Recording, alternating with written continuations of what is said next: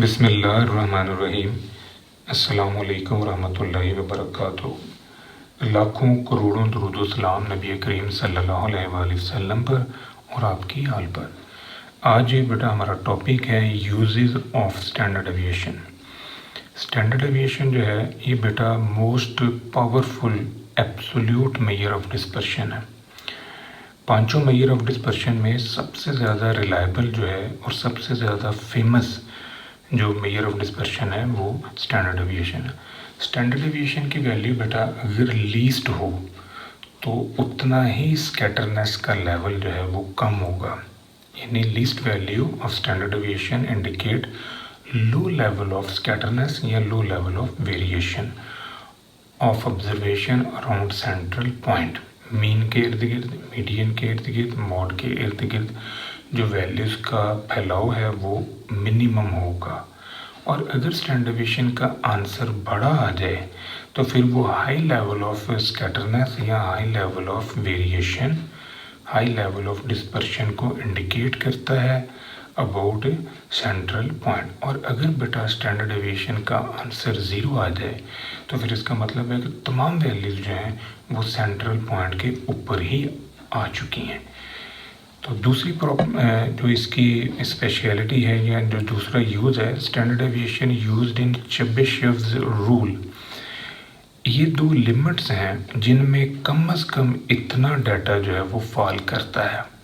ये चेबिशेव्स रूल है और यहाँ पर के जो है वो ग्रेटर देन 1 होगा। यानी के की वैल्यू आप 2 रख दें, 3 रखें, 4 रखें, 5, 6, 7, तो ये चेबिशेव्स रूल जो है ये अप्लाई किया जाएगा। यानी इन दो लिमिट्स में कम से कम इतने % डाटा होगा। यहाँ पर अगर आप बेटा 2 रखते हो तो ये 1/4 हो गया। के की जगह 2 रखने से 1/4, ये 4 में से 1 निकला 3/4। 3/4 का मतलब है 75% observation lies between these two limit. अगर आपके पास लार्ज सैंपल साइज आ जाए, यानी जो n की वैल्यू है वो लार्ज हो, तो फिर इस सिचुएशन के अंदर हमारे पास जो ये दो लिमिट्स होंगी x बार प्लस माइनस स्टैंडर्ड एविएशन, इसमें 68.27% डाटा होगा। x बार प्लस माइनस 2 स्टैंडर्ड एविएशन, इसमें 95.45% डाटा होगा। x बार प्लस माइनस 3 स्टैंडर्ड एविएशन, इसमें 99.73% डाटा फॉल करेगा। इसके बाद बेटा कंसिस्टेंसी चेक करने के लिए हम लोग स्टैंडर्ड एविएशन जो है वो यूज़ करते हैं, यानी CV यूज़ करते हैं। रिलेटिव मेजर ऑफ डिस्पर्शन है standard aviation over mean into 100। अब इसकी वैल्यू अगर कम आती है, लो होती है, छोटी होती है, तो वो डाटे की कंसिस्टेंट परफॉर्मेंस को इंडिकेट करेगी। Standard deviation used in standardized variable. 2 variable हैं बेटा, एक होता है U जिसे हम कोडेड वेरिएबल कहते हैं, एक होता है Z जिसे हम स्टैंडर्डाइज्ड वेरिएबल कहते हैं।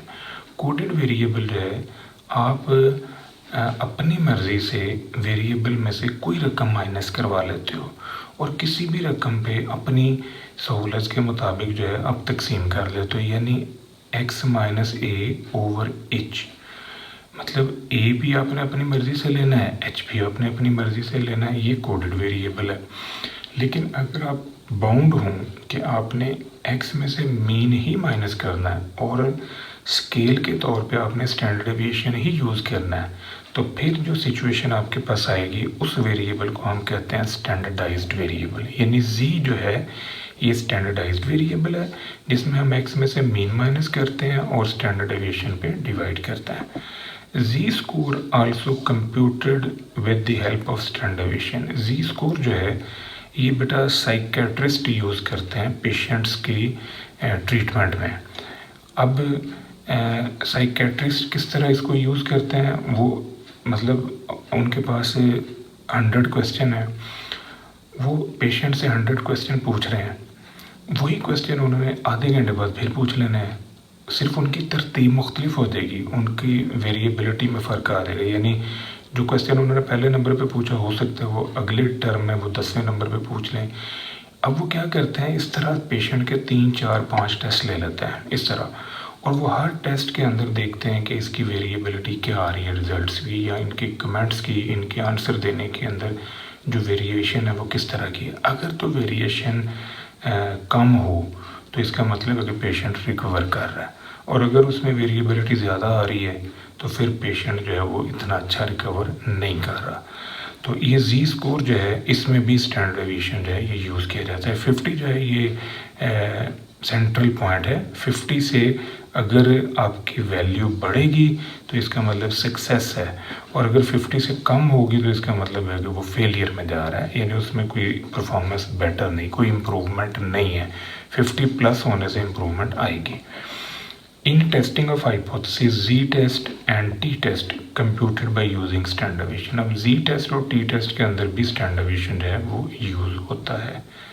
अब z-test के अंदर क्या है कि जो आपका n है वो 30 से बड़ा होना चाहिए या सिग्मा आपका नॉन होना चाहिए, ये दो कंडीशन है। t-test वहाँ यूज़ होता है जहाँ पर n की वैल्यू 30 से छोटी हो और सिग्मा अननोन हो।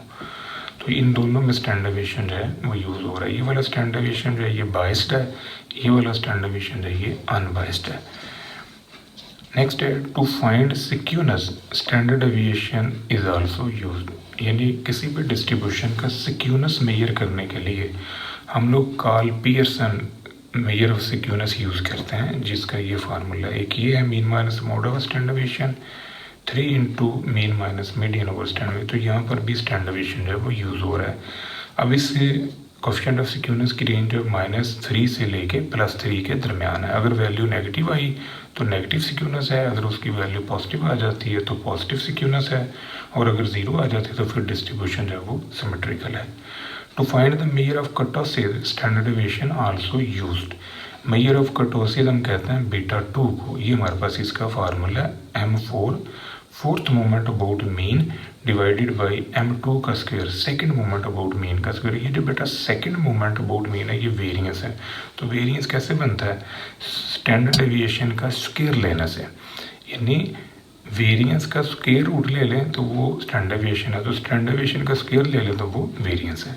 तो इसमें भी बेटा स्टैंडर्ड डेविएशन जो है वो यूज़ होता है। इसी तरह एक एम्पिरिकल रिलेशन है, mean deviation is equal to 4/5 of standard deviation. अगर हमारी डिस्ट्रीब्यूशन जो है वो सिमेट्रिकल है तो फिर वहाँ पर मीन डेविएशन निकालने के लिए हम लोग 4/5 को स्टैंडर्ड डेविएशन से ज़रब दे देते हैं। इसी तरह बेटा स्टैंडर्ड डेविएशन एक और जगह यूज़ होता है।